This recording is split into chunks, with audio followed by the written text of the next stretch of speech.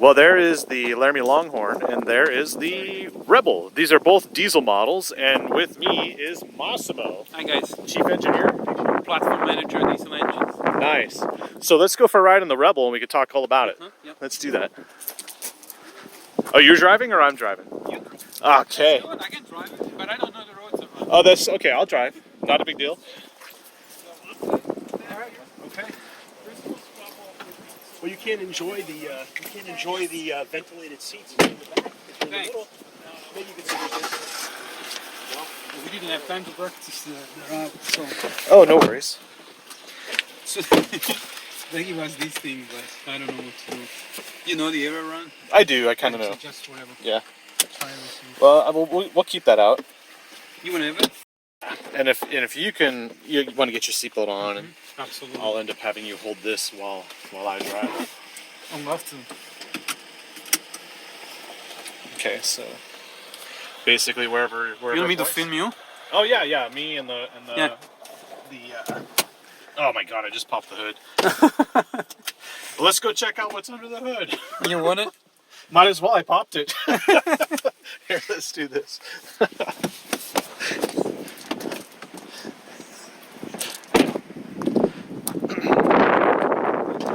I'll let you do it. I never have luck with it when I'm on camera.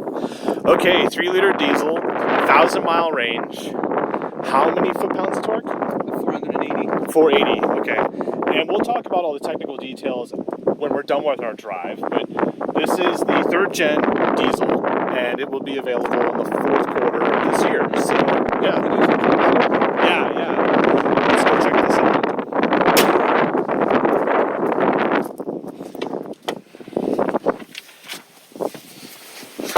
I'll just change the way we edit. Let's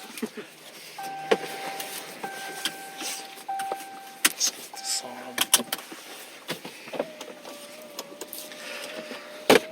on. Okay, and the Rebel obviously has a 12-inch screen and a diesel engine, so we have 1,000 miles of range, but today we are going to stick to a predefined route here, and we'll make it pretty quick because there are other journalists who want to drive this vehicle. So what I'll do is put this into drive, and we will head on out.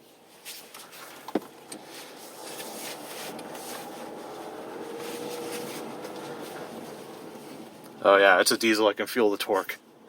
Very nice. I'll let you hold this, Mossimo. Yep. And then we will make our left.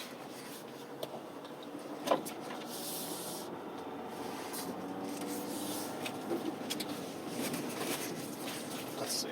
10-minute loop, 15-minute, 20-minute loop. Okay. So we'll turn. We have to zero out the trip odometer. So let me go ahead and zero that out. I'm going to do that. You need the OK button? The OK button? Yeah, that's okay. all that. There it is. Okay, so make our right.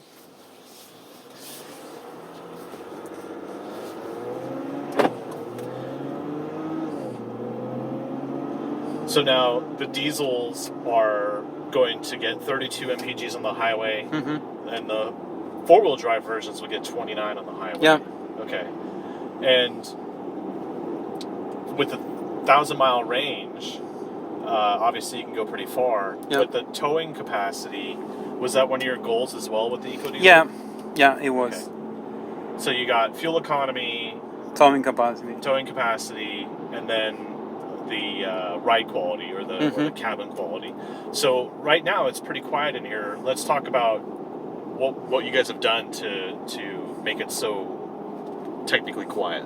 Yeah, so but on the car engine, what we did, we worked on reduction of the acoustic emission. So we work on the piston. We had an offset between the piston center line and the piston pin about 0.3 millimeter. That will give us a balancing torque when the piston is in the stroking. That will balance and reduce the mechanical noise. The oil pan is a 2 pieces oil pan.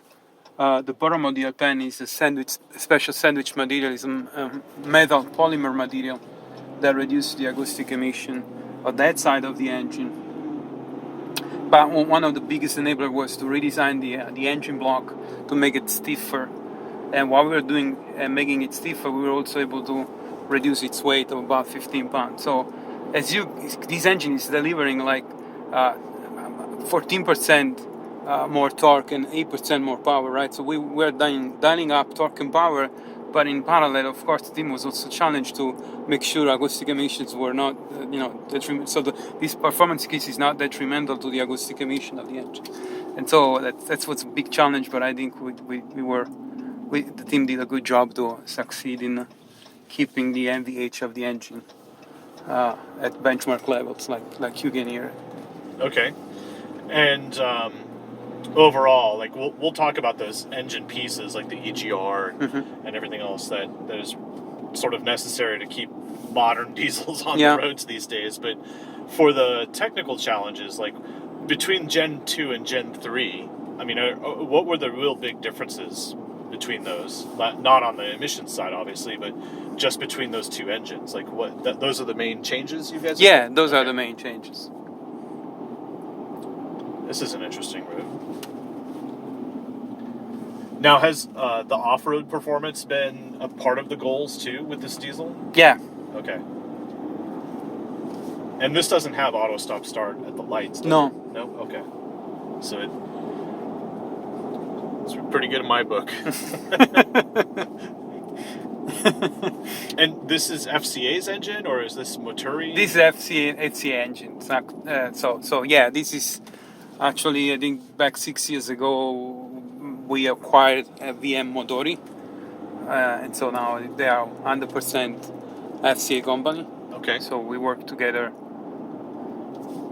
and this is produced in Cento, Italy, which is a small town close to Bologna or Modena. That's the area where all the premium cars and the history of racing cars and premium cars.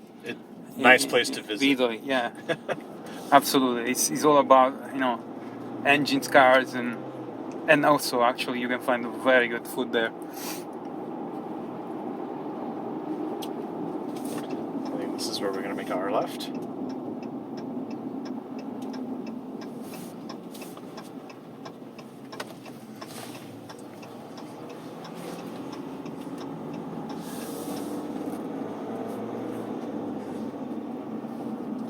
Okay, so make a U-turn. I see. Can you do this? Yeah, we got this. We're going to test the turning circle right now.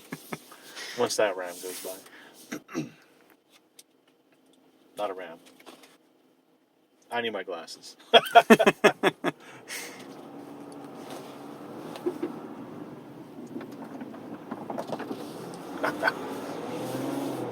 We got the little acorn that was prancing along the windshield there. Make it right.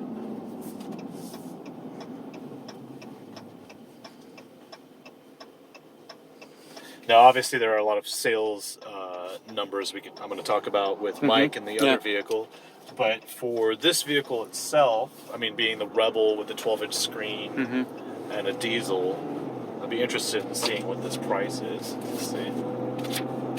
$63,000. So the beauty of it is it starts at 36 on the tradesman line, and then you can go to the sky's the limit basically on whichever truck that you want to go for. But I happen to like the concept of a diesel Rebel. It makes a lot of sense to me, especially for off-road. So one day I will off-road this, probably at a place called the Auto Roundup or the Truck Rodeo. The Truck Rodeo. That's in 2 weeks, right? In 2 weeks, yeah. I noticed too, like when you drive along in a diesel, obviously all the torque is down low. And do you guys have any sort of like changes to throttle mapping when you're in a tow mode or an off-road mode? Like between 4-wheel drive or 4 high, 4 low, do you guys change anything with that? I don't think so. Okay. I'm not the expert at the calibration, but I know. Okay. I noticed this one also has the axle lock, which is nice.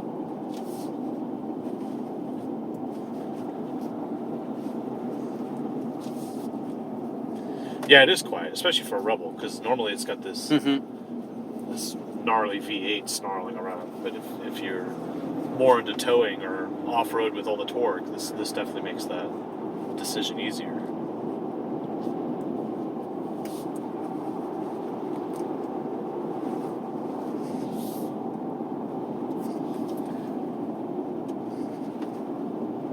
Trying to think if there's anything else. Acoustic glass, audio noise Cancellation. dampening. Yep. And we already said that this doesn't have the what the V8s have with their noise cancellation system with that canister. This doesn't have that because it doesn't need it. I have to say I don't feel any vibration coming in from the engine compartment.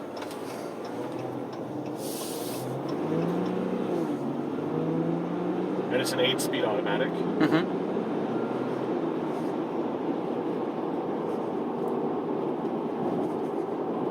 I'll have to do a road trip in this one and see how far I could really get. Yeah. On my channel, Diesel Drives, I used to drive from Austin to El Paso on one tank in all the diesel vehicles, and only one didn't make it. Do you know which one that was? No. I never published it. It was the Nissan Titan XD. Oh wow. Yeah. SD, The XD, their big one, and the big engine. the one that they Cummins. just announced that they're no longer. Yeah, going to the be Cummins doing. engine. Yeah. The 5.7 liter. I don't remember how big that. It's the Cummins 5.5, I think it was. 5.5. But it didn't make it.